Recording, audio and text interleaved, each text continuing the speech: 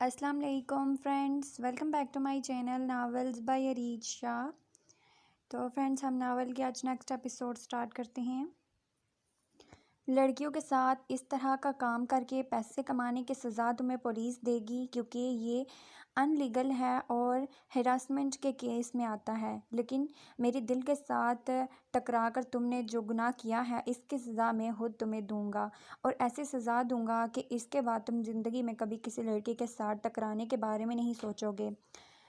चलो जाहिद, बाकी काम शेरों करेगा। इसने जाहिद को चलने का इशारा किया और इनके जाने के बाद वो लड़का शेरों के हाथों अपनी शामित का इंतज़ार कर रहा था। जब इसे थोड़ी ही देर में अंधेरे में एक कुत्ते की आवाज़ सुनाई दी थी। इसकी आवाज़ से ही नौजवान अंदाज़ा लगा चुका था कि वो कितना ख़तरनाक है, और कुछ ही देर में अंदर से कुत्ते के भौंकने और उस नौजवान के चिल्लाने की आवाज़ आना शुरू हो गई। 10 मिनट बाद उस लड़के को पुलिस के हवाले कर देना। बहराम मुस्कुराते हुए आगे बढ़ गया। इस तरह से किसी से भी पैसे नहीं लेने चाहिए जानू साईं। अगर इस बच्चे की मदद करना आपके लिए इतना ही ज़रूरी था तो आप थोड़ी देर दिल साईं का इंतज़ार कर लेती। लेकिन इस तरह से किसी से भी पैसे मांगना, दादो साईं को रह रहकर इस पर गुस्सा आ रहा था, जबकि वो मुंह बसूरे बिरयानी की प्लेट के साथ इंसाफ करती इनकी बातें सुन रही थी। जानू साईं, मैं आपसे मुखातिब हूँ, इसे अपनी तरफ ध्यान न देते देखकर दादो साईं ने इसे सुनाते हुए कहा। डोंट वरी दादू साईं, मेरा सारा ध्यान आपकी तरफ है। वो तो मैं इसलिए साथ साथ खा रही हूँ, कहीं बिरयानी ठंडी ना हो जाए। और आपको पता है, ठंडी बिरयानी खाने से मुर्गी की रूह को तकलीफ़ पहुँचती है। इसने चावल से भरा हुआ चमचा अपने मुंह में रखते हुए बताया, जब दिल ने फ़ौरन ही पानी का ग्लास उठाकर अपने लबों से लगाते हुए अपनी हंसी कंट्रोल की, क्योंकि दादो साईं के गुस्से के वक्त उसकी हंसी दिल और जानू साईं दोनों की शामत ला सकती थी। लेकिन इसका लॉजिक सुनते हुए आज तो दादो साईं की हंसी भी छूटते छूटते रुकी। आज बहराम को बताने के लिए एक और बात मिल गई थी, जिस पर हंसते हुए थोड़ी देर के लिए वो इसकी हंसी में अपने मुकद्दम शाह को महसूस करती थी। जानू साईं, ये मस्तियाँ छोड़ दें। आज आपने गलत हरकत की है और आइंदा कुछ सोच समझकर किसी की मदद कीजिएगा। ये कोई ठीक बात नहीं है। आपने उस लड़के के लिए इस आदमी से पैसे लिए, जबकि आपको चाहिए था कि आप उस बच्चे को समझाती कि इसने जो किया है वो गलत है। चोरी चाहे छोटी हो या बड़ी, होती तो चोरी ही है। दादो साईं इसके बचपने को नज़रअंदाज करते हुए समझाने लगी। सॉरी दादा साईं, लेकिन मैं क्या करती। वो खड़ूस अंकल इस बच्चे को मारने वाले थे। कसम से दादो साईं, इतने खड़ूस अंकल मैंने ज़िंदगी में नहीं देखे। लेकिन अब मैं वादा करती हूँ, मैं कभी इस तरह से किसी के गलत काम में मदद नहीं करूँगी। लेकिन प्लीज़ मुझे बिरयानी खाने दें। ये ना हो कि इस मुर्गी की रूह मुझे रात में आकर तंग करे। इसे पता था कि दादो साईं का ये लेक्चर आज ख़त्म नहीं होने वाला, इसलिए इनका ध्यान खाने पर लगाने के लिए बोली, बिरयानी ठंडी खाओ या गरम, मुर्गी की रूह को एक जितनी तकलीफ़ होगी, इसलिए बेहतर होगा कि आप पहले मेरी बातों पर गौर करें और इन्हें समझें। इसकी शरारत समझते हुए दादो साईं ने कहा। जब जानू ने नज़र उठाकर दिल की तरफ देखा, जैसे इल्तिजा कर रही हो कि बचा लो। दादो साईं, बस करें, वो समझ गई है, बाकी मैं इस रात को इसे समझा दूंगी। दिल ने इसका बचाव किया तो दादो साईं खामोश हो गई, क्योंकि दिल इनके नज़दीक समझदार थी, कम अज़ कम जानू साईं से तो ज़्यादा। वो सब कुछ तो ठीक है, लेकिन पहले इस आदमी के पैसे कल ही वापस करे। न जाने कौन था, कहाँ से आया था। दिल साईं, आपने पैसे वापस क्यों नहीं किए? दादो साईं, पैसे वापस करने का वक्त ही कब मिला? मैं तो उसे देख भी नहीं पाई। और जानू साईं कह रही है कि इसके सामने ही वो गाड़ी में बैठ कर चला गया है। कोई बात नहीं, जानू साईं जाती रहती है स्टेडियम में, बाद में कहीं ना कहीं तो वो मिल ही जाएगा। और वैसे भी उस आदमी के पैसे मैंने जानू साईं को दे दिए हैं, जो कि आप जानू साईं उसे दिए बगैर सुकून से नहीं बैठेगी, तो आप बिल्कुल बेफिक्र हो जाएं। इसने मुस्कुराते हुए जानू साईं की तरफ देखकर आंख मारी, जबकि इसकी इस हरकत पर जानू सर से पांव तक सुर्ख होते हुए अपनी प्लेट पर मुकम्मल झुक गई और इसके तरह से शर्माने पर दिल कहका लगाकर हंसा। दिल की इस तरह की हरकत पर जानू साईं इस तरह से शर्माती थी कि जैसे दिल कोई लड़की नहीं बल्कि कोई लड़का हो जो जानू लाइन मार रहा हो। ये गाड़ी कब तक ठीक होगी? शाह ने गाड़ी के टायर पे किक मारते हुए अपने गुस्से का इजहार किया था। सर थोड़ी देर में ठीक हो जाएगी, न जाने अचानक से क्या हुआ है। घर से तो बिल्कुल ठीक थी। ड्राइवर परेशानी से गाड़ी ठीक करने की कोशिश कर रहा था क्योंकि शाह का गुस्सा बढ़ता जा रहा था। मोबाइल कभी एक तरफ तो कभी दूसरी तरफ घुमाकर वो उसको तलाश कर रहा था। लेकिन क्या अजीब जगह थी, यहाँ मोबाइल सर्विस तक ना थी। आज इसकी बहुत अहम मीटिंग थी जहाँ इसे वक्त पर पहुंचना था और बीच सड़क पर न जाने गाड़ी को क्या हो गया था। ड्राइवर तो समझ ही नहीं पा रहा था कि गाड़ी को आखिर अचानक हुआ क्या है। क्या आज की तारीख में ये गाड़ी ठीक हो जाएगी? वो गुस्से से ड्राइवर को मुखातिब करते हुए बोला। सर कुछ समझ नहीं आ रहा। ड्राइवर बेबस था। जबकि शाह ने गुस्से से इस बार अपने मोबाइल को सड़क के बीचों बीच फेंकते हुए कई टुकड़ों में तकसीम कर दिया। जबकि इसका गुस्सा देखकर ड्राइवर जल्दी जल्दी हाथ चलाने लगा। ये सियासी आदमी कभी भी कुछ भी कर सकता था, कम से कम ड्राइवर अपना हाल इस मोबाइल के जैसे होते हुए नहीं देख सकता था। काफ़ी देर सड़क पर बेमकसद इधर से उधर घूमने के बाद वो वापस गाड़ी में आ बैठा और गाड़ी की सीट के साथ टेक लगाकर आंखें बंद करते हुए खुद को रिलैक्स करने की कोशिश करने लगा। जब अचानक ही ख्यालों पर वो परी चेहरा सवार हो गई। शाह ने फ़ौरन अपना ध्यान झटकने की कोशिश की। उफ़, ये क्या सोचने लगा हूँ मैं? वो लड़की बालिग तक नहीं होगी और न जाने मेरे दिमाग में क्या-क्या सोचें बनने लगी हैं। क्या पहली ही नज़र में वो लड़की मुझे इतनी अच्छी लगने लगी है? दाइम की सोच ने इसके साथ बगावत की तो इसके गाल पर डिंपल अपने आप नुमाया हुआ। वो खुद भी नहीं जानता था कि वो मुस्कुराया है, लेकिन कुछ याद करते हुए इसका डिंपल अचानक गायब हो गया और चेहरे पर सख्ती छा गई। नहीं दानिशा सूरी, तुम इस तरह से अपनी राह से भटक नहीं सकते। तुम मत भूलो कि अभी तुमने अपना बदला लेना है, अपने अपनों की मौत का बदला। तुमने बहराम शाह से उसकी हर खुशी छीनी है। इस तरह से अपने आप को बेबस नहीं होने देना। मैं उस लड़की को अपने आप पर हावी नहीं होने दे सकता और ना ही अपनी ज़िंदगी में किसी लड़की को शामिल कर सकता हूँ। मेरी ज़िंदगी का मकसद सिर्फ़ और सिर्फ़ बहराम शाह की बर्बादी है और मैं अपनी ज़िंदगी और अपने मकसद में किसी को भी नहीं आने दूँगा। क्या आपका जाना इतना ज़रूरी है अम्मा साईं? जाजिम इनके करीब बैठकर पूछने लगा, जबकि जाजिम इसके जाने पर बहुत खुश था। क्या मतलब है जाना ज़रूरी है? ज़ाहिर-सी बात है, जाना बहुत ज़रूरी है और वो मामी के घर वाले हैं और इतने अरसे के बाद मामी साईं मिलने जा रही हैं, वो जाजिम घूरते हुए बोला। जबकि इसके अंदाज में ताइशा को मुस्कुराने पर मजबूर कर दिया गया था। हम सिर्फ नूर भाभी के घर में ही जाएंगे और कहीं नहीं, इसने हंसते हुए शाजिम से कहा। अरे ऐसे कैसे, सिर्फ मामी साईं के घर जाएंगे? इस तरह से तो वाहिद अंकल को बुरा लग जाएगा। आखिर उनकी बेटी हमारे घर की बहू है। ठीक है, हमें लड़की से कोई मतलब नहीं, लेकिन रिश्तेदारी तो है ना हमारी, और अब रिश्तेदारी की है तो निभानी तो पड़ेगी। शाजिम ने फ़ौरन सफाई पेश की, जिस पर ताइशा खुलकर मुस्कुराई।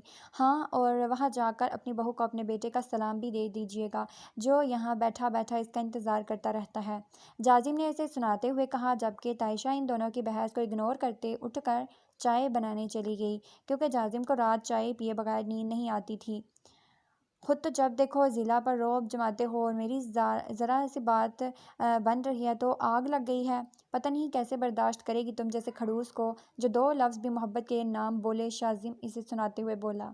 सच्ची मोहब्बत करता हूँ इससे, तुम्हारी तरह प्लास्टिक का आशिक नहीं हूँ। जाजिम ने इसे घूरते हुए कहा। बकवास बंद करो जाजिम साईं, हम आशिकों की लाइन से निकलकर शोहरों की लिस्ट में शामिल हो चुके हैं। शाजिम फर्सी कॉलर खड़े करता हुआ बोला। इस लिस्ट में तो मैं भी शामिल होना चाहता हूँ, बस वो हसीन चुड़ैल माने तो सही। एक बार जाजिम ने हसरत से कहा। इसके लिए तुम्हें मर कर दोबारा जिंदा होना पड़ेगा, क्योंकि इश्क में जान देनी पड़ती है, लेकिन वहाँ भी तुम्हारी दाल गलने के सिर्फ 1% चांस है, क्योंकि बात भी वहाँ बनती है जहाँ बात दोनों तरफ से पक्की हो। इसलिए तुम्हारे मर के ज़िंदा होने का भी तुम्हें कोई ख़ास फ़ायदा नहीं। सो ट्राई मत करना, क्योंकि सिर्फ 1% चांस पे मैं अपना इतना काम जुड़वा भाई दाव पर नहीं लगा सकता। शाजिम ने लाड से कहा। यकीनन कोई मतलब था, वरना शाजिम को इस पर कम ही प्यार आता था।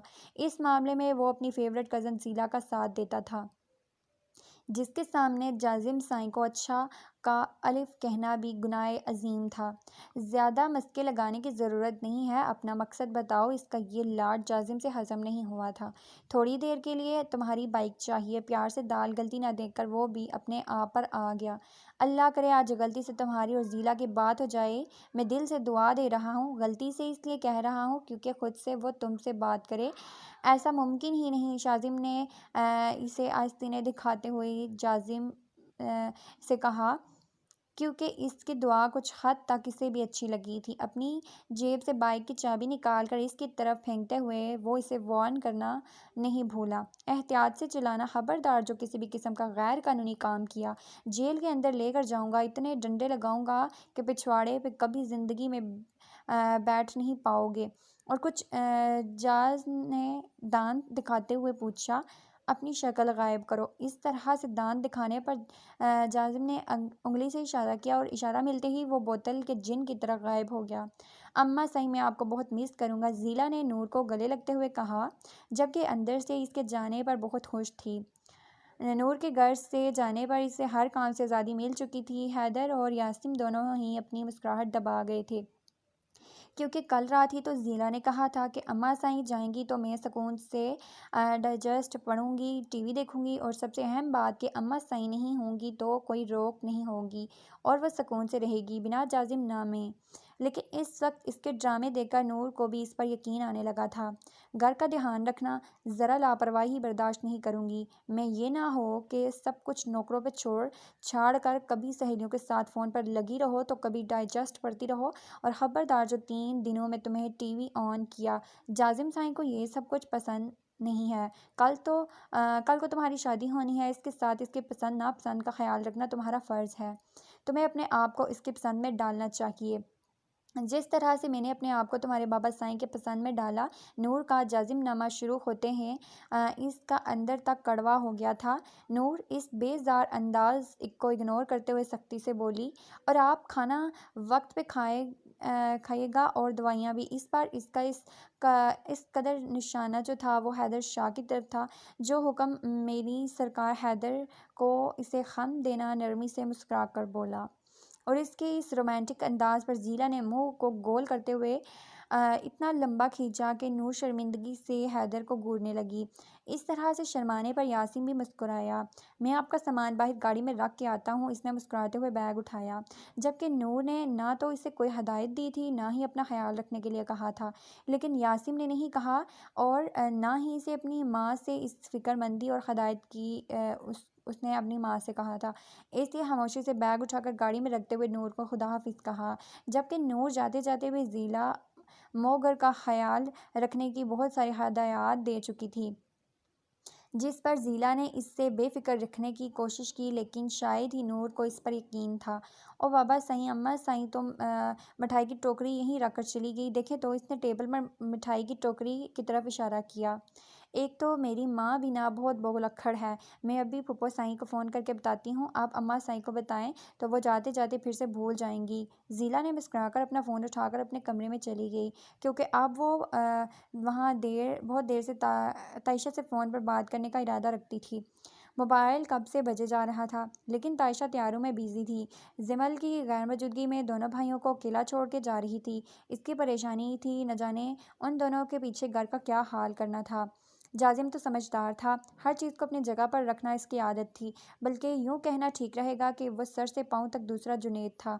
लेकिन शाजिम के अंदाज में ज़रा बेतरतीबी थी, और यही वजह थी कि जाजिम ने जब होश संभाला तो शाजिम से अपना कमरा अलग कर चुका था वो, क्योंकि इसे गंदगी पसंद नहीं थी।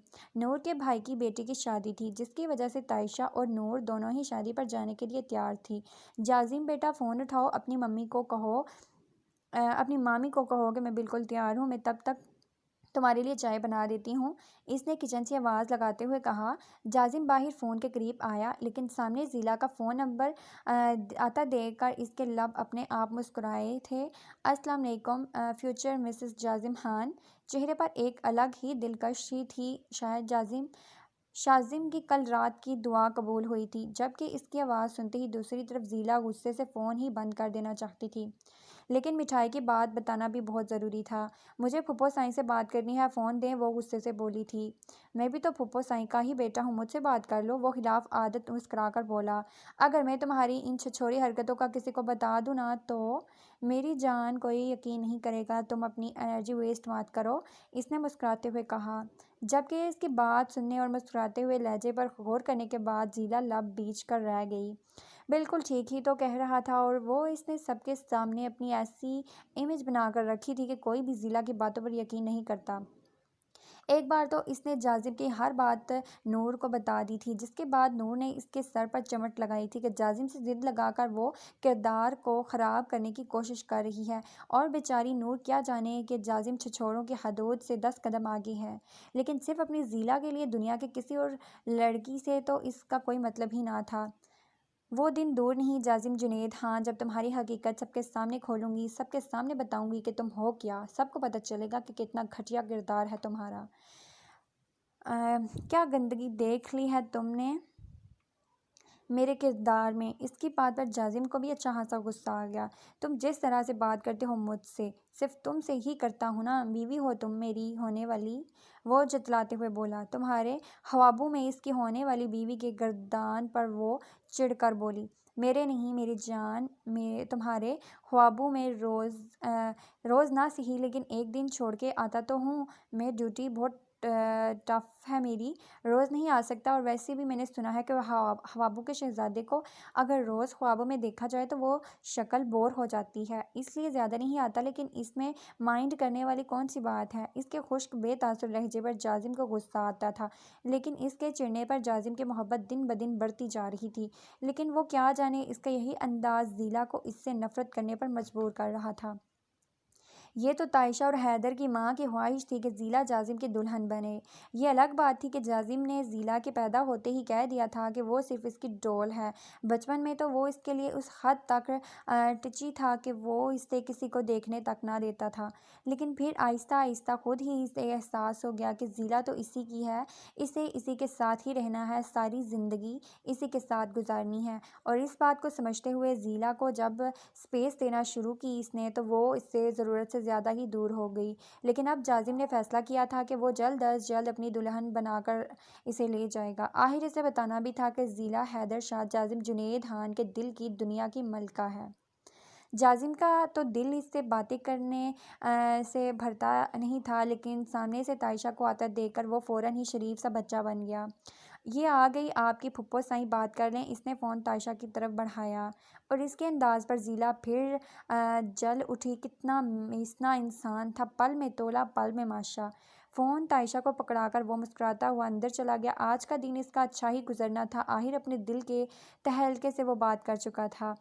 सर, हम इस लड़की को ख़त्म करने की हर मुमकिन कोशिश कर रहे हैं, लेकिन ना तो वो अकेले में बाहर निकलती है और ना ही आज कल कॉलेज जाती है। और सर, वो ज़्यादातर बाहर निकलती है तो किसी पब्लिक प्लेस में जाती है। अगर इस काम में आपका नाम आ गया तो आपकी कुर्सी छिन जाएगी। पहले ही 10 साल जेल में रहने की वजह से पार्टी आपको कुर्सी देने के लिए तैयार नहीं है, और ऐसे में आपका कोई भी काम इस तरह से लिंक आउट हुआ तो आप बुरी तरह से फंस सकते हैं। वाजिद की बात सुनने के बाद उसने हाँ में सर हिलाया। एक तरह से वो ठीक ही कह रहा था। जब तक इसे पार्टी की मेंबरशिप ना मिले तब तक वो कोई भी रिस्क नहीं लेना चाहता था। और अगर एक 16 साल लड़की के कत्ल केस में इसका नाम गलती से भी आ जाता तो बहुत सारे दुश्मन यहाँ इस वर्क प्लेस में इसने बना के रखे थे, इसे फंसाने की कोशिश करते हुए इसकी कुर्सी छीनना चाहते थे। लेकिन वो इतनी आसानी से इस कुर्सी को नहीं छोड़ सकता था। आखिर ये इसके बाबा की ख्वाहिश थी। ठीक है, जब तक पार्टी का फैसला नहीं हो जाता तब तक इस लड़की पर नज़र रखो, लेकिन जैसे ही मौका मिले इसे ख़त्म कर दो। मैं चाहता हूँ कि जिस दिन मैं ये इलेक्शन जीतूँ, बहराम शाह अपनी बहन का शोक मना रहा हो। इसने सफाक लहजे में कहते हुए अपने कमरे की तरफ कदम बढ़ाया। वो जितना खुद को खुर्म के बारे में सोचने के लिए रोक रहा था, वो उतना ही इसके जहन और दिल पर सवार होती जा रही थी। आज 5 दिन गुजर चुके थे, लेकिन वो वापस स्टेडियम नहीं गया था। उसने पार्टी का जलसा भी किसी और जगह मुनक्किद कर लिया था, क्योंकि इसके दिल में डर बैठ चुका था। उस लड़की को देखने के बाद इसके दिल में कौन से जज्बात जागे थे वो खुद भी बेखबर था। लेकिन इन जज्बात की वजह से अपने मकसद से पीछे नहीं हट सकता था, क्योंकि इसका मकसद सिर्फ़ और सिर्फ बहराम शाह को ज़िंदगी के हर मकसद में नाकाम करना था। इसे अकेला और तन्हा कर देना था, जिस तरह से वो तन्हा था। तुम्हें पूरा यकीन है कि तुमने यहाँ ये सुना है कि शार खान यहाँ आने वाला है? वो पिछले 3 घंटे से धूप में हलकान हो रही थी। जब छोटे जासूस से पूछने लगी, वो 3 घंटे से यहाँ खड़ी इस पर नज़र रखे हुए थी, पर 3 घंटों के दौरान ना तो यहाँ से कोई आया था और ना ही कोई अंदर गया था। हाँ बाजी, मैं आपसे कभी झूठ बोलता हूँ क्या? कसम ले लें, मैंने खुद अपने कानों से सुना है। शार खान भेस बदल के आज यहाँ आने वाला है, सब इंस्पेक्टर किसी को फ़ोन पर कह रहा था कि। और ये सुनते ही मैंने सबसे पहले आपको बताया। आज कोई सबूत देने यहाँ सब इंस्पेक्टर से मिलने आने वाला है। सब इंस्पेक्टर को डर है कि कोई इसे पहचान ना ले, इसलिए वो अपना बेस बदल कर आ रहा है यहाँ। और आपको तो पता है कि आज तक मैंने आपको कोई झूठी खबर नहीं दी। छोटा जासूस बड़ा मनाता हुआ बोला। लेकिन छोटे जासूस, यहाँ से 3 घंटे से कोई नहीं आ रहा। मुझे तो लगता है कि वो शार खान कोई और शार खान था जो आकर चला भी गया होगा। जिमल परेशानी से बोली। हाँ बिल्कुल, पूरे पाकिस्तान में, खासकर इस इलाके में तो करोड़ों के हिसाब से शार खान सीक्रेट एजेंट घूम रहे हैं। मैंने कहा ना, मैं पिछले 1 हफ्ते से इन लोगों की सारी बातें सुन रहा हूँ। वो लोग मुझे बच्चा समझते हैं, लेकिन इन्हें क्या पता कि मैं तो आपकी टीम का मेंबर हूँ और आपने मुझे यहाँ भेज रखा है। बाजी, मैं कसम खा के कहता हूँ कि वो शार खान के बारे में ही बात कर रहे थे। और वो इंस्पेक्टर तो सुबह से थाने की सफाई करवा रहे थे कि आज सब इंस्पेक्टर का कोई भी आईपी दोस्त आने वाला है और इसकी नज़र हर चीज़ की होगी। छोटे जासूस ने इसे तफसील से बताया। छोटा जासूस जिमल का खुफिया जासूस था। यहाँ थाने के सामने बाहर ताहे के ठेले पर काम करता था और ये अंदर भी सबको चाय देता था। इसके अलावा इन सब लोगों पर नज़र रखना भी छोटे जासूस का काम था। वो उम्र में तो सिर्फ 12 साल का था, लेकिन अक्ल बहुत बड़ी थी। जिमल नाउमीदी से कभी छोटे जासूस को तो कभी थाने के दरवाजे को देख रही थी। जब साने ही कंधे पर हंदी फटी हुई शर्ट लटकाए बाहर निकला। अस्तगफिरुल्लाह, ये फिर से पीछे पड़ जाएगा। भाग छोटू।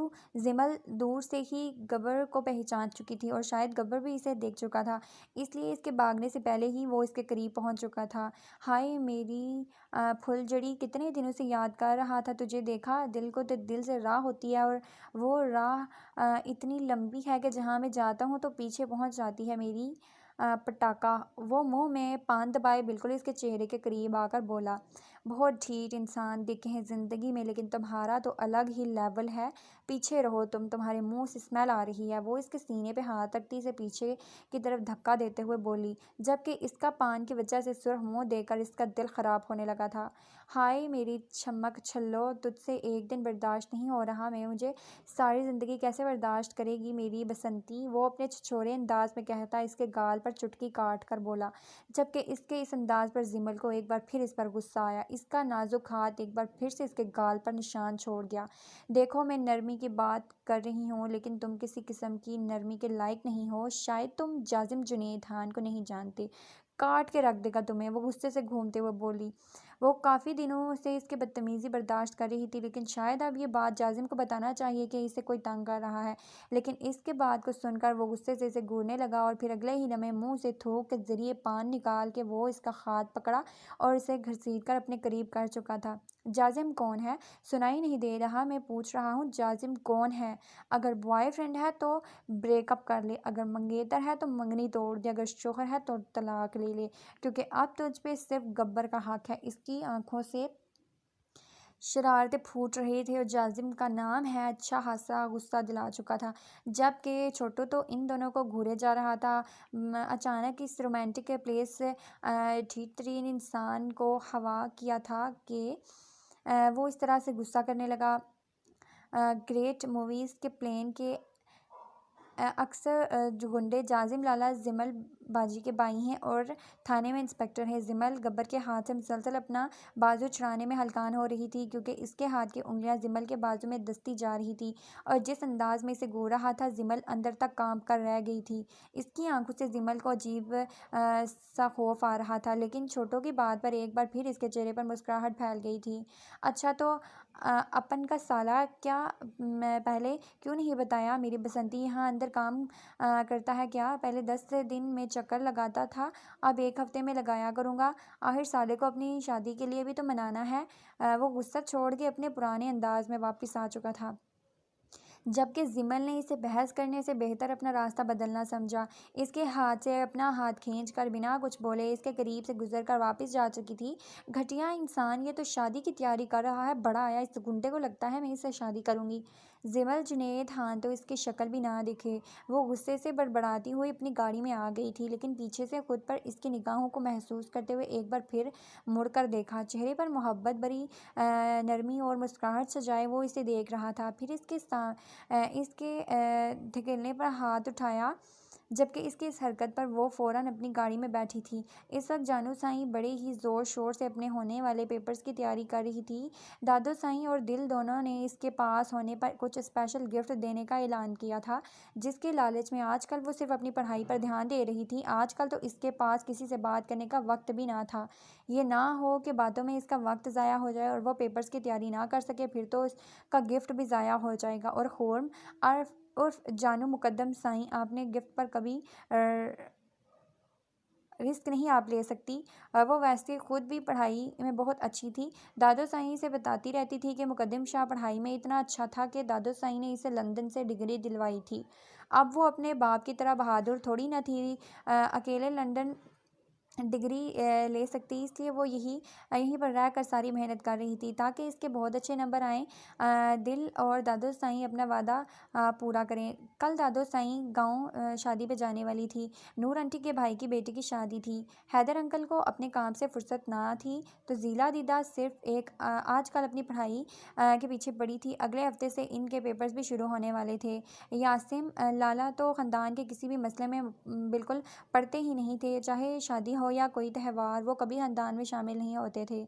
लेकिन जब भी इनके घर आते इसलिए बहुत सारी चॉकलेट लाते इसके लिए, इसलिए ये बहुत इसे अच्छे लगते थे। शादी पे सिर्फ तायशा फूफो साईं और नूर आंटी ही गई हुई थी, लेकिन नूर आंटी के बहुत करीबी रिश्तेदार थे, इसलिए कल सुबह दादू साईं ने भी यहाँ से गाँव के लिए निकलना था। जानू साईं को ये बात समझ में नहीं आ रही थी कि कल भी तो इन दोनों के ने अकेले ही घर पे रहना था, तो क्या फ़र्क पड़ता कि वो इन दोनों के साथ ही चली जाती। कल वो दोनों अकेले घर पे होंगी। ये बात सोच के जानू साईं की हालत ख़राब हो रही थी, जबकि दिल बहुत बहादुर था। इसका कहना था कि अपना ही तो घर है, अकेले रहे या किसी के साथ क्या फ़र्क पड़ता है, बिना इजाज़त कोई घर के अंदर थोड़ी ना आ जाएगा। लेकिन जानू सदा की डरपोक थी, वो इतनी हिम्मत नहीं दिखा सकती थी। इस वक्त वो कहीं सब बातें सोचती अपनी पढ़ाई में बिज़ी थी, जबकि करीब रखा हुआ फ़ोन बजने लगा। इसने एक नज़र दिल के कमरे की तरफ देखा। दिल तो नमाज़ पढ़ के अब सो रही थी और दादू साईं की नमाज़ें आजकल लंबी होती जा रही हैं। वो खुद से बड़बड़ाती हुई फ़ोन की तरफ आई। अस्सलाम वालेकुम। इसने फ़ोन उठाते ही दूसरी तरफ बात सुने बगैर ही सलाम पेश किया। वालेकुम सलाम मेरा बच्चा। अपनी बहन की आवाज़ सुनते ही वो अपने लब और लहजे में दुनिया जहान की मोहब्बत समूह कर बोला था, जबकि बहराम शाह की आवाज़ सुनने के बाद जानू तो कुछ बोल ही नहीं पाई। न जाने क्यों आंखों में आंसू आने लगे थे। इसने एक बार दिल के दरवाजे की तरफ देखा, कहीं से पता ही ना चल जाए कि वो अपने लाला साईं से बात कर रही है।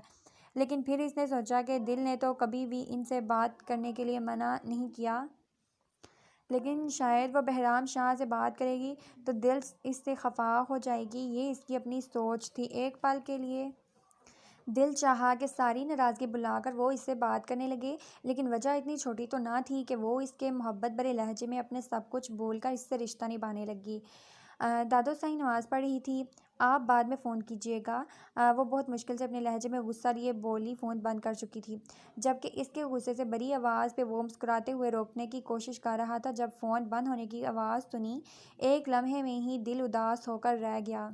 अल्लाह सही मैं जानता हूँ ये मेरा इम्तिहान है, लेकिन मैं मेरी गुड़िया का तो मेरे लिए नरम कफ दे। मैं इस दुनिया में किसी की भी नफ़रत झेल सकता हूँ, लेकिन अपनी गुड़िया की नहीं। आप बेशक मेरा इम्तिहान ले लें, लेकिन एक मेरी बहन को तो मुझे दे दें। इसने दिल से दुआ मांगी थी। दादू साईं फ़ोन आया था, मैंने कहा आप नमाज़ पढ़ रही हैं, जब फ़ारिग होंगी तब बात करेंगी। वह नमाज़ पढ़कर बाहर आई तो जानू साईं ने बताया। किसका फ़ोन था जानू साईं? वो इसके करीब बैठकर मुस्कुराकर पूछने लगी। वो उनका, लाला कहने की आदत नहीं रही थी। उनका किनका? इसके अंदाज़ पर वो मुस्कुराकर फिर से पूछने लगी। आपके पोते का। वो खासी देर सोचकर बोली। बहराम का फ़ोन आया था, तुमने बात की उससे? वो एक उम्मीद से पूछने लगी। मैं कहाँ, आप नमाज़ पढ़ रही हैं, मैंने उनसे कहा। वो उनसे नज़रें चुरा गई। दादू साईं मायूसी से हाँ में सर हिलाती उठकर फ़ोन के पास आई, जबकि जानू अपनी बुक्स उठाकर दिल के कमरे में आ गई। जिस दिन वो परेशान होती वो दिल के कमरे में सोती थी, वरना दादो साईं ने बचपन से ही इसे और दिल को अलग अलग कमरे में रहने की आदत डाली थी। शुरू शुरू में जानू के लिए मुश्किल था, फिर इसे आदत हो गई, लेकिन अब भी वो कभी कभी दिल के साथ आकर सो जाती थी। वो लड़की मेरी जहन से जाती ही नहीं है, क्यों हर वक्त इसी का ख्याल रहता है, क्यों उसे देखने की ख्वाहिश दिल बार बार करता है, क्या होता जा रहा है मुझे समझना चाहिए। मैं और वो लड़की कैसे, वो मुझसे बहुत छोटी है उम्र में। मेरा मकसद कुछ और है, मैं अपनी ज़िंदगी के बारे में इस तरह से नहीं सोच सकता। मुझे मेरे मकसद के बारे में सोचना है, बहराम शाह की बर्बादी के बारे में सोचना है। लेकिन मैं क्या करूँ, वो लड़की मेरे दिमाग से जाती ही नहीं है। इस वक्त वो अपने कमरे में तनहा बैठा होम के बारे में सोच रहा था। मुझे उस लड़की के बारे में पता करवाना चाहिए, वो कौन है, कहाँ रहती है, इसके वालिदैन कौन हैं। इसने एक फ़ैसला किया, फिर अपने फ़ैसले पर नज़रसानी करने लगा। लेकिन क्यों मुझे इसके बारे में क्यों पूछना चाहिए, क्यों इसकी इन्फॉर्मेशन लेनी चाहिए। दाइम शाह सूरी, ये तुम किस रास्ते पर जा निकले हो। अपने मकसद के बारे में सोचो। ये प्यार मोहब्बत शादी रिश्ते ये सब कुछ तुम्हारे लिए नहीं है। अपने दिल को डांपते हुए वो बोला, प्यार मोहब्बत में उस लड़की से मोहब्बत तो नहीं करता था। वो लड़की देखकर अच्छी लगी थी, बस बात ख़त्म। लेकिन बात इस तरह से ख़त्म नहीं हुई थी। अगर वो सिर्फ इसे अच्छी लगी होती तो वो इसे देखकर भूल जाता। वो तो इसके दिलो दिमाग पर बुरी तरह हावी हो चुकी थी। तो क्या मैं इसे अपने साथ रख कर बहराम शाह से अपना इंतकाम नहीं ले सकता। क्या बहराम शाह मेरी ज़िंदगी में इतनी अहमियत रखता है कि मैं अपनी ज़िंदगी में आगे ही नहीं बढ़ सकता। क्या बहराम शाह के होते हुए मुझे अपनी खुशियाँ जीने का कोई हक़ नहीं। क्या अपनी खुशियों के साथ मैं बहराम शाह से अपना इंतकाम नहीं ले सकता। क्या मुझे खो देना चाहिए इसे अपनी ही सोचों में। मैंने इसे अपने दिल को बहुत बुरी तरह धड़कते हुए महसूस किया है। नहीं, मैं इसे खो नहीं सकता। मैं बहराम शाह के लिए इस तरह से अपनी ज़िंदगी नहीं खोऊंगा। वो खुश है, अपनी खुशियाँ जी रहा है, तो मैं क्यों अपनी खुशियों से महरूम रहूं। वो अपने अपनों के बीच है, तो मैं क्यों सबको खुद से दूर रखूं। नहीं बहराम शाह, मुझे भी अपनी खुशियाँ जीने का पूरा हक है, और मैं भी अपनी खुशियाँ जीऊँगा। मैं उस लड़की को अपनी ज़िंदगी में शामिल करूँगा, उसके साथ एक बेहतरीन ज़िंदगी गुजारूँगा। और वो उससे कहता हुआ कुर्सी से उठकर खड़ा हुआ। चेहरे पर दिलकश मुस्कुराहट के साथ इसका डिम्पल आबो ताब से चमक रहा था। इसने अपने इंतकाम और खुशियों में से किसी एक को चुन लिया था, या शायद दोनों को चुन लिया था, लेकिन वो खुश था, बेइंतहा खुश। इसने अपनी ज़िंदगी को खुद से दूर ना करने का फ़ैसला किया था। बहराम साईं, आप फारिग हो गए हैं तो मैं कल ही गाँव के लिए निकल जाती हूँ। नूर के करीबी रिश्तेदार हैं और हमारे ख़ानदान से बहुत कम लोग गए थे। यहाँ तक कि नूर के बच्चे तक शादी पर नहीं गए। अब आप कल रात यहीं आ रहे हैं तो मैं भी बेफ़िक्र हो जाऊँगी लड़कियों की तरफ से, और परसों शाम तक मैं वापस आ जाऊँगी। लड़कियाँ पूछ रही थी कि अगर परसों भी जाना है तो कल ही चले जाएँ। तायशा फूफो और नूर आंटी के साथ एक दिन तो वैसे भी अकेला रहना ही है, 2 दिन रह लेंगे।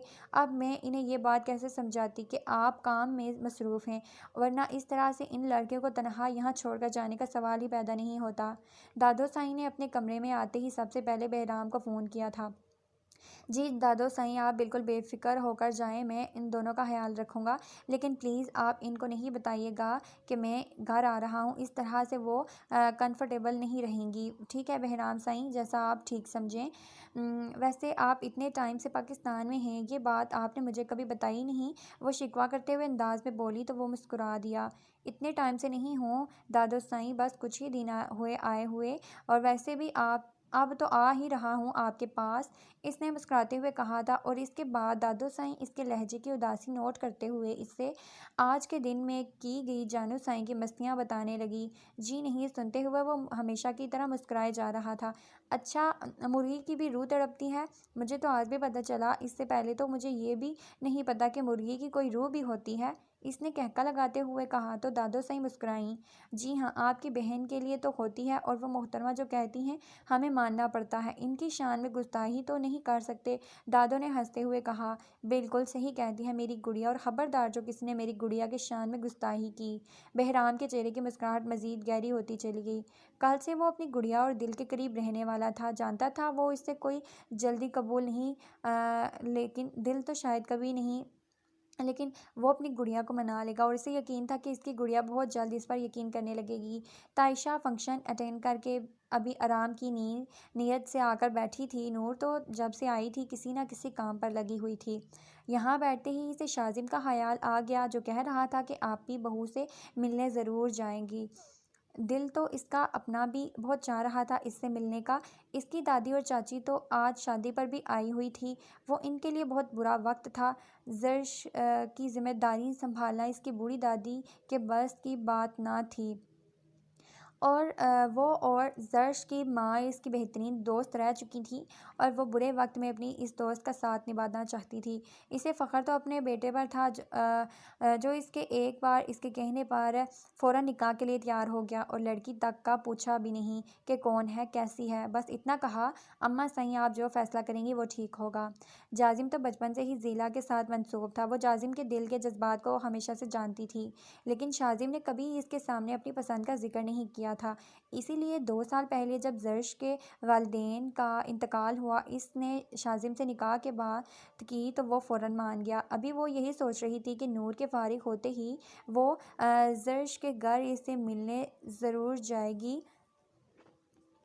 ज़र्श की शरारतें और टची तबीयत के बारे में वो हमेशा से जानती थी। इसे अपनी चीज़ें किसी के साथ भी शेयर करना हरगिज़ पसंद ना था।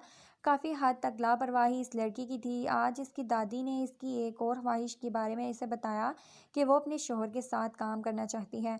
वो जानना चाहती है कि इसका शौहर कैसी तबीयत का मालिक है। मतलब साफ था कि वो शादी से पहले जाजिम को समझना चाहती थी।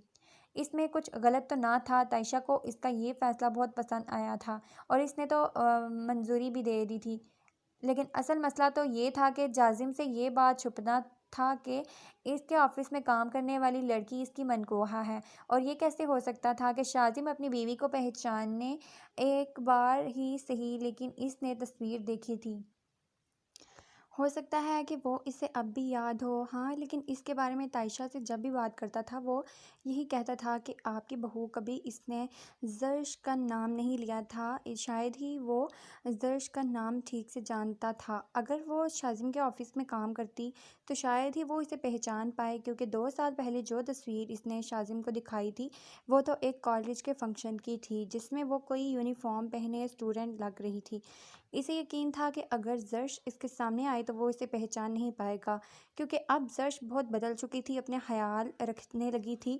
अब वो कोई छोटी बच्ची तो हरगिज़ नहीं लगती थी। एक तो वो खूबसूरत थी, दूसरा उसे पता था कि वो खूबसूरत है। इसीलिए अपने हुस्न का इस्तेमाल करते हुए वो अपनी खूबसूरती को हमेशा मज़ीद बढ़ाने के बारे में ही सोचती रहती थी।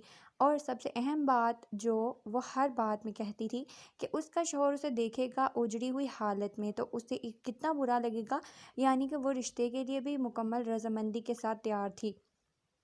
ये सारी बातें तो इसे ज़र्श की चाची ने बताई थी। वो खुद भी इससे एक बार मिलना चाहती थी। 4 महीने पहले वो जब यहाँ आई थी तब भी इसके साथ मुलाकात हुई थी। हर वक्त हंसती, मुस्कुराती, शरारतें करती, ज़र्श से अपने बेटे की जैसे ही लगती थी। वो जानती थी कि वो दोनों एक दूसरे को बहुत अच्छे तरीके से समझेंगे और बहुत खूबसूरत ज़िंदगी गुजारेंगे। ज़र्श को सोच कर इससे अपना आप याद आता था। वो भी तो हर वक्त अपने आप को तैयार रखती थी। इतनी खूबसूरत होने के बावजूद भी अपने आप को मज़ीद खूबसूरत बनाने के तरीके ढूंढती रहती थी। और जुनैद इसे हसीन सजनी कहता था। हर वक्त इसकी तारीफ़ के बहाने ढूंढता रहता और अपने शोहर की तारीफ़ पर वो हमेशा कहती थी कि वो है ही इसी लायक इसकी तारीफ़ की जाए। जुनैद को सोचते हुए इसके गाल सुर्ख होने लगे। जुनैद को इस दुनिया से गए हुए 15 साल गुजर चुके थे, लेकिन आज भी इसकी यादें तायशा की ज़िंदगी का बेहतरीन असासा थी। जुनैद को याद करके वो रोती या उदास नहीं होती थी, क्योंकि जुनैद को इसकी उदासी पसंद नहीं थी। वो तो हमेशा उसे हंसते मुस्कुराते देखना चाहता था और जुनैद की ख्वाहिश का एहतराम करते हुए वो भी हमेशा हंसते मुस्कुराते रहती। बेशक हम सफ़र के छिन जाने का गम इससे भी बेतहाशा था, लेकिन इससे ज़्यादा ज़रूरी था अपने बच्चों की परवरिश बेहतरीन अंदाज में करना था। वो जुनैद के सामने शर्मिंदा नहीं होना चाहती थी। बेशक वो काली रात उनकी ज़िंदगी में आकर जा चुकी थी, बेशक वो काली रात उनकी ज़िंदगी से हर खुशी छीन चुकी थी, लेकिन इसने वादा किया था वो अपनी खुशियाँ फिर से जिएगी, अपने बच्चों के ज़रिए, अपने बच्चों के लिए। अब वो नूर के फारिग होने का इंतज़ार कर रही थी, जो मेहमानों को दरवाजे तक छोड़ने गई थी। नूर ने जाने से पहले कहा था वापस आकर चाय पिएगी, और फिर चले गए तुम्हारी बहू से मिलने के लिए, और जाने से पहले अपनी भतीजी को चाय बनाने का आर्डर भी देकर गई थी। और भी कुछ ही देर में चाय और दोनों ही हाजिर थे। ये ड्रेस कैसी रहेगी? जानू साईं ने एक ड्रेस अपने साथ लगाते हुए दिल को मुखातिब किया। नहीं जानू साईं, इसका कलर बहुत डार्क है। दादू साईं इस तरह के कलर्स नहीं पहनती और प्लीज़ जल्दी करो। दादू साईं ने कहा है कि अगर 1 बजे से पहले हम घर पहुंच गए तो वो हमारे शॉपिंग लेकर हमें जाएंगी अपने साथ, वरना वही जो पुराने कपड़े ही लेकर जाएंगी। और तुम्हें तो पता है इनका कोई भरोसा नहीं। अगर आज भी हम उनके ड्रेस नहीं देखते तो वही ओल्ड फैशन कपड़े पहन के चली जाती। दिल उसे बताते हुए जल्दी जल्दी हाथ चलाने लगी। जानू साईं, तुम ये सब कुछ छोड़ दो, जल्दी से जाओ और दादू साईं के लिए जूते सेलेक्ट करके लाओ, तब तक ड्रेस मैं पसंद करती हूँ। वो इसे देखते हुए बोली। तो जानू साईं ने किसी रिपोर्ट की तरह हाँ में सर हिलाते हुए जूतों की शॉप की तरफ दौड़ लगाई। वक्त बहुत कम था और उन्होंने बहुत पसंद करना था बहुत कुछ। दादू साईं तो कपड़ों और जूतों के अलावा कुछ भी नहीं पहनती थी, लेकिन दिल का इरादा कुछ और चीज़ें खरीदने का भी था। इसने दादू के पसंद के मुताबिक चंद ड्रेसेस लिए और फिर शॉप से बाहर जानू साईं वाली दुकान में जाने लगी। अभी वह जानू साईं की तरफ जा रही थी कि इसकी नज़र ज्वेलरी शॉप के बाहर लगे एक बहुत ही खूबसूरत नफीस अ, एक चीज़ ऐसी पर पड़ी जिसने इससे आगे की तरफ एक कदम भी ना उठाने दिए। अपने दिल को बहुत समझाने के बावजूद भी वो कंट्रोल नहीं कर पाई। इसके पास इतने पैसे नहीं थे फ़िलहाल कि वो इसे ख़रीद पाती, लेकिन इसकी कीमत तो पूछ ही रही थी। इसे यकीन था दादू साईं इसे ये दिला देंगी। इसने सोचा था कि वो 2-4 दिन के लिए इस दुकान के अंकल को इस लॉकेट को फ़रोख्त करने के लिए मना कर देगी और 2-4 दिन के बाद आकर ले जाएगी। इसने यही सोचते हुए दुकान के अंदर कदम रखा और लॉकेट की कीमत पूछी। लॉकेट वाकई ही बहुत महंगा था, लेकिन दिल का इस पर ऐसा दिल आया था कि छोड़ने का दिल ही नहीं कर रहा था। क्या आप 2 दिन के लिए इसकी सेल बंद कर सकते हैं? मैं 2 दिन के बाद इसे आकर ले जाऊंगी, इसने मिन्नत भरे लहजे में कहा। ठीक है बेटा, अब मैं आपके लिए इसकी सेलिंग ऑफ कर देता हूँ, आप 2 दिन बाद ही इसे आकर ले जाइएगा। अंकल ने मुस्कुराते हुए इसकी बात मान ली, लेकिन जैसे ही वो जाने के लिए पलटी, सामने खड़े वजूद को देखकर आंखों में मिर्चें उभरने लगी। अगर कोई चीज़ पसंद आ जाए तो उसको इंतज़ार नहीं करवाना चाहिए। दिल साईं चेहरे पर दिलकश मुस्कुराहट लिए वो इसकी तरफ देखते हुए बोला। आंखें तो जैसे सदियों से इसके दीदार की खातिर वीरान पड़ी थी, जो नसीब होते ही मुस्कुराईं। बहराम साई, ये शॉपिंग मॉल है, मैं यहाँ कोई तमाशा नहीं चाहती, वो बेबसी से बोली। ठीक है, अगर तुम कोई तमाशा नहीं चाहती तो जल्दी से ये खूबसूरत लॉकेट अपनी खूबसूरत गर्दन की जीनत बनाओ, वरना फिर यहाँ तमाशा होगा। और वो इसकी बेबसी से लुत्फ़अंदोज़ हुआ। अगर तुम चाहती हो कि ये काम मैं अपने हाथों से करूँ तो मैं मुंतज़िर हूँ। वैसे हक रखता हूँ मैं। इसके अंदाज में अजीब सा इसहाक था और इस वक्त दिल को इसके चेहरे की मुस्कुराहट से ज़्यादा बुरी दुनिया की कोई और चीज़ नहीं लग रही थी। इसलिए एक झटके से कहाँ से लॉकेट उठाया और पहनकर वो बाहर निकल गई, जबकि बहराम शाह अपनी ज़िद पूरी करके बहुत खुश था। बहराम ने मुस्कुराते हुए लॉकेट की कीमत अदा की। इसका इरादा दिल के पीछे जाने का था, लेकिन बाहर निकलते ही वो न जाने कहाँ गायब हो गई। यकीनन इसे छुपाने की नाकाम कोशिश कर रही थी और मुस्कुराकर इसे ढूंढने लगी। इसे जूते पसंद करने में अच्छा खासा वक्त लगता था। दादू साईं की पसंद के मुताबिक चीज़ ढूंढना तो वैसे भी बहुत मुश्किल था, इसलिए अभी तक वो दादू साईं की मर्ज़ी के मुताबिक जूते खरीदने में मसरूफ़ थी। आखिर बड़ी मुश्किल से इसे कुछ जूते पसंद आए, जो इसने खरीदने के लिए काउंटर पर रखे, जो काउंटर मास्टर ने इसे पैक करके दिए। इससे पहले कि वो इनकी पेमेंट करती, बाहर से इसे कुछ नज़र आया। चारों तरफ गन्स लिए गार्ड्स और इनके दरमियान वो शान बेनियाजी से चलता हुआ हर लड़की का ध्यान अपनी तरफ खींच रहा था। इसे पहचानने में हॉर्न को 1 सेकंड भी ना लगा। वो फौरन भागते हुए बाहर निकली और बिना आदमियों की परवाह किए इसके रास्ते में आकर खड़ी हो गई। भागने की वजह से इसकी सांस अच्छी खासी फूल चुकी थी। आपको याद है कुछ दिन पहले हम स्टेडियम में मिले थे, मैंने आपसे पैसे लिए थे। वो तेज़ तेज़ बोलती इसे कुछ याद करवाने की कोशिश कर रही थी। इसके अचानक सामने आने की वजह से दाइम के बॉडी गार्ड्स अलर्ट हो चुके थे, जिन्हें इशारा से पीछे करते हुए इस वक्त वो सामने खड़ी लड़की की आंखों का रंग देखने में मसरूफ़ था। आपको याद है ना? वो फिर से पूछने लगी। तो दाइम ने सिर्फ हाँ में सर हिलाया, क्योंकि वो इसे ये नहीं बता सकता था कि वो इसे तो अब आखिरी सांस तक नहीं भूल पाएगा। शुक्र है, मुझे लगा आप भूल गए होंगे, इसलिए तो स्टेडियम में मुझे देखकर आप चले गए। खैर कोई बात नहीं, आप प्लीज़ 2 मिनट यहाँ रुकें, मैं अभी आपके पैसे लाकर आती हूँ। आप प्लीज़ कहीं जाइएगा मत, मैं अभी आती हूँ। वो इसका चेहरा देखकर मासूमियत से बोली तो दाइम का दिल चाहा कि हर चीज़ बला कर सामने खड़े वजूद को खुद में छुपा ले। सर, मीटिंग शुरू होने में बमुश्किल 2 मिनट रह गए हैं। वाजिद ने इसे बताना चाहा, लेकिन इससे पहले ही दाइम ने हाथ उठाकर उसे चुप रहने का इशारा किया, जबकि वो लड़की अब इसके सामने से हटकर कहीं गायब हो चुकी थी। सर, 2 मिनट में मीटिंग शुरू होने वाली है। आप 5,000 के लिए यहाँ रुक गए हैं। सर प्लीज़, दूसरी पार्टी आपका इंतज़ार कर रही है और वो आपके लिए इस लड़की से ज़्यादा ज़रूरी है। इस लड़की से ज़्यादा ज़रूरी दाइम शाह सूरी के लिए और कुछ नहीं है। ये बात हमेशा याद रखना। इससे पहले कि वो अपनी बात पूरी करता था, मैंने इसकी बात काटते हुए गुस्से से कहा, जबकि इसके गुस्से को देखकर इसका वाजिद भी खामोश हो गया था। इस शॉपिंग मॉल के ऊपर एक मीटिंग हॉल है जहां अक्सर मीटिंग्स होती थी। आज इसी वजह से दाइम यहां आया था और मीटिंग पेमेंट तो करके जाएं। एक लड़का दुकान से निकलते हुए इसके पीछे आया। सर, वो मैडम जूतों की पेमेंट किए बिना चली गई। सामने खड़ा लड़का अंदाज़ा लगा चुका था कि ये आदमी कोई आम नहीं है। वाजिद, इसे पेमेंट करो। दाइम वाजिद को इशारे से पेमेंट करने का कहकर एक बार फिर से इसी राह पर नज़रें जमाए खड़ा हो गया जहाँ से वो गायब हो गई थी। जबकि वाजिद तो बहुत परेशान था। वो अपनी पार्टी को खतरे में डाल रहा था, एक ऐसी लड़की के जिसका नाम तक वो नहीं जानता था, लेकिन इस बात का अंदाज़ा लगा चुका था कि ये लड़की दाइम शाहशूरी के लिए कोई आम लड़की नहीं। दिल हर तरफ जानू साईं को ढूंढ रही थी। अब वो बहराम शाह का सामना हरगिज़ नहीं करना चाहती थी, इसलिए इसे छुपकर फ़िलहाल इसका मकसद सिर्फ होम को यहाँ से लेकर घर वापस जाना था। वो दोबारा ऊपर की तरफ जा रही थी जब वो सीढ़ियों से होम नीचे उतरती नजर आई। वो तकरीबन भागते हुए इसके सामने आई थी। जानू साईं के मिलते ही वो फ़ौरन इसका हाथ थाम कर इसे घसीटते हुए मार्केट से बाहर ले जाने लगी। दाइम शाह ऊपर वाली बिल्डिंग में से इसे देख रहा था। जानू साईं इशारा ऊपर की तरफ करने की कोशिश की, लेकिन दिल तो इसकी सुन ही नहीं रही थी। दीदा, मेरी बात तो सुन ले, मैंने वही आदमी ढूंढ निकाला है हमने जिसके पैसे देने हैं। जल्दी से मुझे 5,000 रुपये दें। वो इसके साथ घसीटते हुए जल्दी जल्दी बोल रही थी, कहीं वो इसे लेकर बाहर ना ले जाए। लेकिन दिल ने तो जैसे किसी की बात ना सुनने की कसम खा रखी थी। वो ज़ोर ज़बरदस्ती से घसीटते हुए अपने साथ बाहर ले जाने लगी। शाह ने किसी लड़की को इस तरह से इसे घसीटते हुए देख लिया था। यकीनन इसकी बड़ी बहन थी। चुप रहो जानू साईं, वो सब कुछ हम बाद में देख लेंगे, फ़िलहाल मेरे साथ चलो। वो इसका हाथ घसीट के ज़बरदस्ती गाड़ी में बिठाकर वो ड्राइविंग सीट पर आ चुकी थी।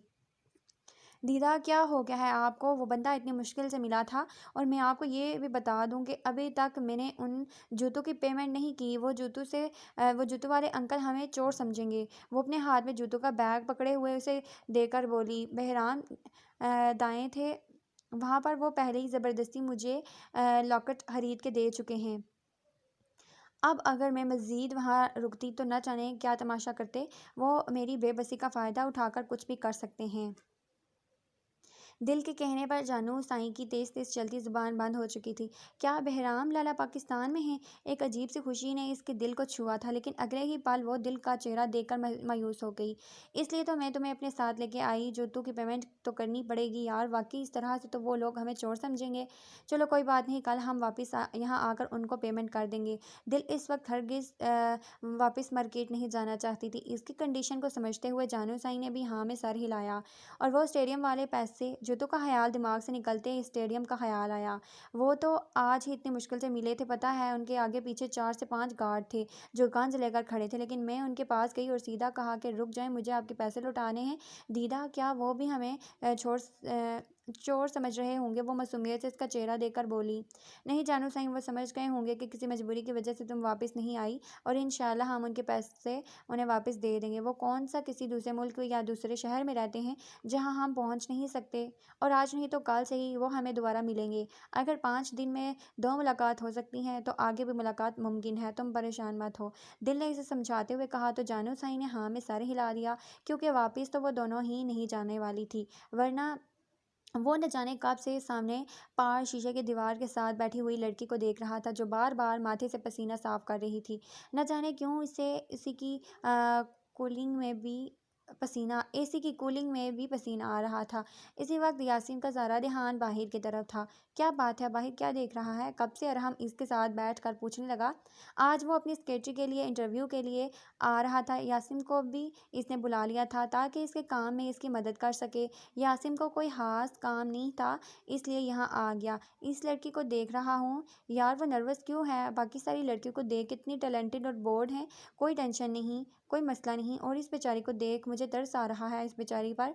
इसने कॉर्नर में बैठी एक अकेली लड़की की तरफ इशारा किया जिसने अपनी फ़ाइल इस तरह से उठाई थी जैसे कोई बहुत कीमती ख़जाना हो। शायद वो पहली बार नौकरी की तलाश में बाहर निकली थी। जो भी है, मुझे इस ऐसी लड़की चाहिए। बोल्ड लड़की अपने हुस्न का कमाल दिखाती हैं, ना कि अपनी काबिलियत का। और इस तरह की लड़की अपनी काबिलियत से अपना मकाम बनाती है। ये नौकरी तो मैं इसको दूंगा, अरहम ने फैसला करते हुए कहा। आहो मेरे भाई, सब्र कर, पहले इंटरव्यू तो लेने दे, यासिन ने मुस्कुराते हुए कहा, जबकि ध्यान अब भी बाहर बैठी उस लड़की पर ही था। मैं यकीन से कह सकता हूँ कि इससे ज़्यादा काबिल कोई नहीं होगी। ये हैं हमारे मुल्क की पढ़ी लिखी लड़कियाँ जिन्हें इनकी तालीम में नहीं बल्कि फ़ैशन ने यह गरूर दिया है। वो किसी से भी आंखों में आंखें डालकर बात कर सकती हैं, जबकि वो लड़की अपनी तालीम की काबिलियत दिखा रही है। बाकी सबको छोड़ फिलहाल उस लड़की को बुलाओ, जिसने सामने खड़े अपने वर्कर से कहा तो वो हाँ में सर हिलाता निकल गया। निशाल मैडम, सर आपको अंदर बुला रहे हैं, इसने सामने बैठी लड़की को कहा। तो वो फ़ौरन घबराते हुए अपनी सीट से उठा और अपना दुपट्टा उठाकर ठीक करने लगी। दुपट्टे अच्छी तरह से अपने आप को उसने दुपट्टे में कवर कर लिया और वो अंदर आई। अरहम ने मुस्कुरा कर इसे वेलकम किया। वो चलती हुई अंदर आई और यासिम के साथ रखी कुर्सी पर बैठ गई। सामने बैठा आदमी तो इस ऑफिस का मालिक था, ये बात वो जानती थी। ये साथ में बैठा शायद इस ऑफिस में काम करने वाला कोई वर्कर होगा, इसने खुद से अंदाज़ा लगाना। अरहम इसका इंटरव्यू लेने लगा। अरे आपने तो सिर्फ बीए किया है, वो भी सिंपल, ऐसे में आपको जॉब कैसे दूँ? सर मैं जॉब के साथ साथ अपनी तालीम जारी रखूँगी, वो इसकी बात काटते हुए बोली। तो अरहम के साथ यास्मीन भी मुस्कुराया। इन सब लड़कियों को देख रही हो आप, वो बीए से ज़्यादा एजुकेटेड हैं। हम ये नौकरी आपको क्यों दें? क्या? यासिम इसके चेहरे को देखते हुए बोला। न जाने क्यों इसकी आंखें इसके चेहरे से हटने से इनकारी कर रही थी। सर आपको वो लड़कियां मुझसे ज़्यादा काबिल लगती हैं तो आप सबसे पहले मुझे अंदर नहीं बुलाते। आपको मुझ में कुछ तो ख़ास लगा है कि यहाँ मैं पहले बैठी हूँ। उस लड़की में अचानक ही हिम्मत आ चुकी थी। ठीक है, हम आपका इंटरव्यू लेते हैं, बाकी बातें हम बाद में करेंगे। यासिम न जाने क्यों इसे देखे जा रहा था जब अरहम बात करते हुए इसका इंटरव्यू लेना शुरू कर चुका था। दादो साईं, मैं आपको बहुत मिस करूँगी, प्लीज़ कल जल्दी आ जाइएगा। आपको पता है दिल दीदा की सालगिरह है कल। दिल तो अंदर से ही दादो से मिलकर नमाज अदा करने जा चुकी थी, जबकि जानू साईं तो अब तक उनके साथ छुपकी हुई थी। हाँ मेरी ये जान, फ़िक्र मत करो, मैं वक्त पे आ जाऊँगी। कल शाम को इंशाल्लाह हम दोनों मिलकर दिल साईं की खूब सालगिरह मनाएंगे और केक भी खाएंगे। और अपनी दिल दीदा को बता देना कि कल मुझे कोई शुक्र शुगर नहीं होगी। बता रही हूँ, साल में सिर्फ 2 दिन में तो मिठाई खाती हूँ मैं, वो भी इस दिल की बच्ची ने पाबंदी लगा दी हुई है मुझ पर। दादो साईं मुंह बनाती हुई गाड़ी में आ बैठी थी। अपना बहुत ख्याल रखना और दिल का भी। मैं कल जल्दी आ जाऊंगी और डरने की ज़रूरत नहीं। इसे बहुत सारा प्यार करते हुए गांव के लिए निकल चुकी थी, जबकि जानू साईं आप वापस अंदर आ चुकी थी। दिल दीदा को पहले नहीं बताऊंगी इनकी सालगिरह है कल। अचानक उसे दादो साईं वापस आएंगी तो सरप्राइज़ दूंगी। इससे जट अपने दिमाग में प्लान बनाया और कुछ खाने के लिए किचन का रुख किया। वो खिड़की के रास्ते से अंदर आया था। वो तो दादो साईं के जाने के बाद से लेकर अब तक यहीं पर था। ये बात अलग थी कि दिल और जानू दोनों ही इसे नहीं देख पाती थी। आज दिल की सालगिरह थी। अगर सब कुछ ठीक होता तो वो दिन कितने अच्छे से मनाते, लेकिन एक भयानक रात उनकी सारी ज़िंदगी बर्बाद कर गई थी। वो बिना आवाज़ पैदा किए खामोशी से इसके बिल्कुल नज़दीक आकर बैठा और अब बहुत देर से वो इसे देखे जा रहा था, उम्मीद और हसरत भरी नज़रों से। इसके साथ ही होम इससे लिपटी गहरी नींद में सो रही थी। इसकी नन्ही सी गुड़िया बिल्कुल इसकी माँ की तरह दिखती थी। इसने बहुत नरमी से दिल के नाजुक गाल को छुआ था। इसे डर था कि कहीं इसकी आंखें खुल जाएं, कहीं वो इसे देखकर फिर से ना चलाने लगे, कहीं वो इसके दिल पर खंजर चलाते हुए इससे नफ़रत का इजहार ना करने लगे। Birthday, happy birthday, I love you so much. मुझे अपने हाथ के अंगूठे से इसके लब सहलाते हुए वो नरमी से बोला।